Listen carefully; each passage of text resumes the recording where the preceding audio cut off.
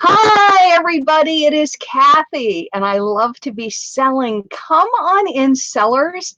Let me know that you can hear me. So say hello, hit the like button, let me know that you're there, and we will get right to it because I have saved a super, super, super sales tip for you that you're going to love using, and everybody can use it. You don't need to have an eBay store, and that's why I saved it up for you. So let me see how everybody's doing. Hey, Kellyanne, how are you? Hey, Sandy, good to see you. Hi, Valerie. How are you? Oh, cold Ohio. Oh, dear. Valerie's saying it's cold. It's really nice here today in New York City. It was like, yay, yay, yay. Hi, Judith. How are you? Okay, we got Michigan in the house. Oregon's in the house. Okay, so we're all across the United States. Yay, yay, yay. We got another Michigan. Hey, Michigan. Good. Everybody's here. Good, good, good, good, good. Arkansas, ready to learn. Oh, you're so welcome, Elizabeth. It's my pleasure to share with you. So this is what I wanted to tell you is even if you're just starting out, you may not realize that you have expertise on certain areas of things that sell. I am going to speak specifically to eBay, but this strategy absolutely works for you on Etsy, Poshmark, Amazon. Is that you do know. So you either know women's clothing, you know men's clothing, you know kids' clothing, you might know toys, video games. I've got one friend who's an avid fisherman.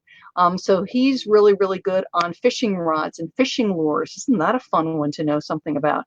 But we all have levels of expertise. When I started selling on eBay, because my background is the performing arts, in case you don't know. So I know a lot about movies and theater and actors and actresses and, what are considered really great movies, not so great movies, and more classic movies. So movies like from the 40s and the 50s. And when I started selling on eBay, and I'm going to date myself, it was well over 10 years ago, people were still watching VHS. Remember VHS? And I literally stumbled across this. This is back in the day before smartphones with apps and all kinds of research things that we can do on our phones.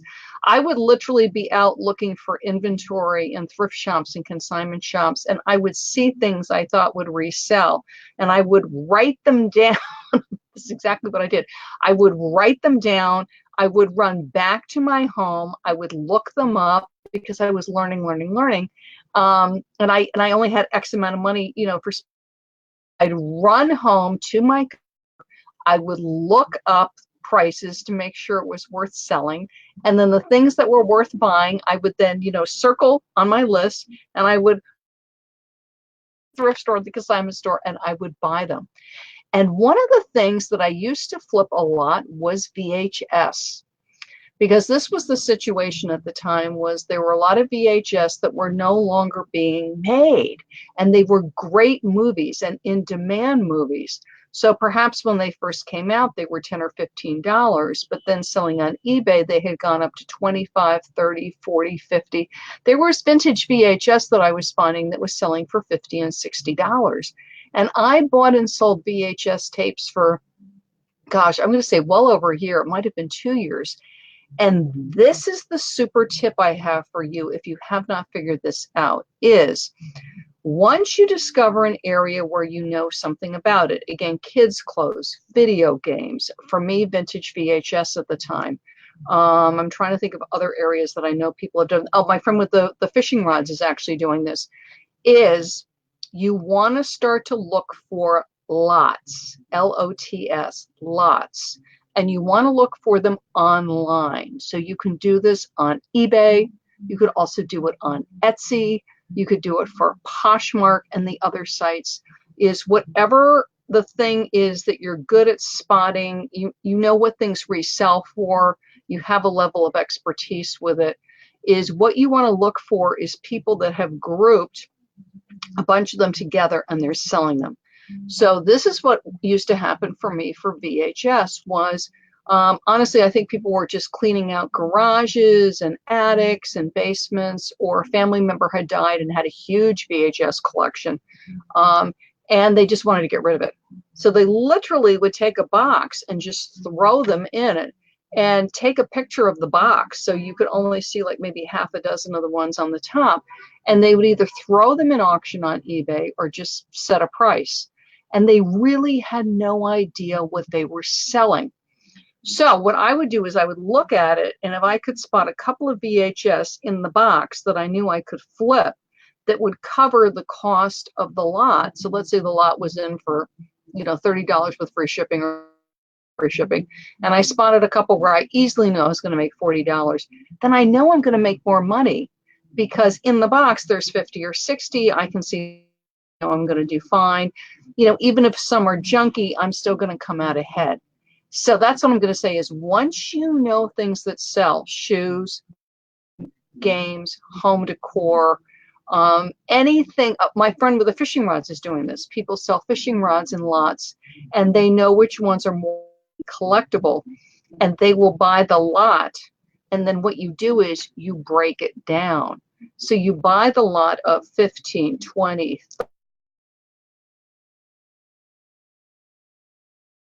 outside. It could be, the wind chimes. It can be a huge assortment of things. Lots sometimes and not realize the value of the individual ornaments. So they're selling a lot of 30 ornaments, 40 ornaments, 50 ornaments, because you've sold a lot of ornaments of that brand and you know what the current market value is for that brand or that style. Is you buy it again because I can invest $20, $30, and from this I'm going to make 50, 60, 80, 100, $200. Okay, you can do it online, and this is also great if you go to auctions. And sometimes when stores are closing, they'll have lots. They'll literally just throw things into a box and you can just buy the whole box. Same thing with yard sales. Oftentimes, again, they'll just, they've thrown all the DVDs into a box. So you're buying 50, 80, and they just want a flat price for the box. Take it.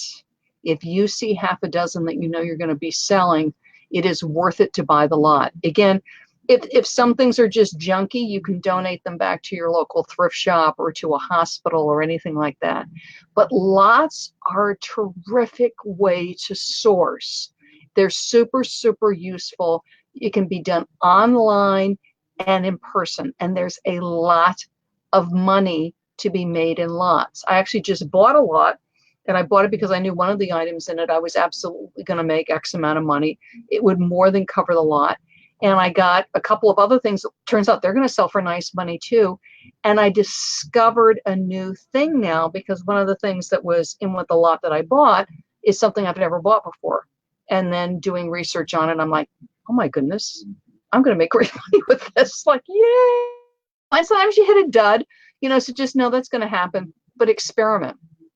Whatever area you're feeling good about, keep an eye on internet sites besides your local flea markets and thrift stores and stores closing out and things like that. But keep an eye out for lots because you can make a lot of money with that.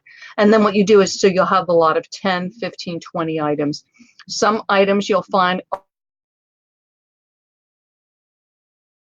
and other items you might want to be putting into groups. So when you're doing your research, see, because that's what you're looking for. You're looking to take the lot of 20 items, 30 items, 50 items, whatever it is, and then break it down so that you make good money. Okay, some sellers just don't think about this. They're just looking at the one-offs, the one item, the one pen, instead of going, wow, I can buy 20 vintage pens, 50 vintage pens, not just the one fishing rod. My friend with the fishing rod, again, people just, they throw them into a pile, they take a picture. Oh, that's another tip. Terrible pictures are really good if you're buying lots to flip. A lot of people will just pass it by, right? Because they're going through on their mobile or their computer and they can't really tell what it is. Don't do that. If you see bad pictures, it's like, aha, this might be something good for me to buy and resell. So look for lots and bad pictures, and you can make an enormous amount of money buying and reselling them. And then the other tip I want to give you before I sign off is when you discover something that does really well this way in lots. So let's say, again, it's pens. Let's say you find vintage pens do really, really well, and you see lots regularly on eBay or Etsy that you're buying and flipping, don't tell anyone. Don't jump into a Facebook group. Don't tell all your Facebook friends, oh, I'm buying lots of antique lace or crafts patterns or whatever it is from the 1980s, and I'm making $500 a week reselling it. Never, never, never tell the tremendous lot that you found and that you're flipping, because what will happen is everybody else is really educating your competition, and you don't want to do that. So we love our fellow sellers. We encourage them to look for lots, but don't tell them yourself, okay? So keep an eye out on the internet for lots.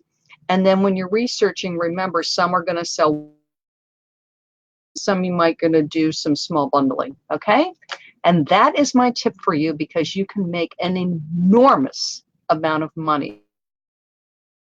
And they are readily available everywhere. Just about every site has them, besides when you go to flea markets and antique stores, closing out sales. You will find lots and you will buy them and make a lot of money, okay?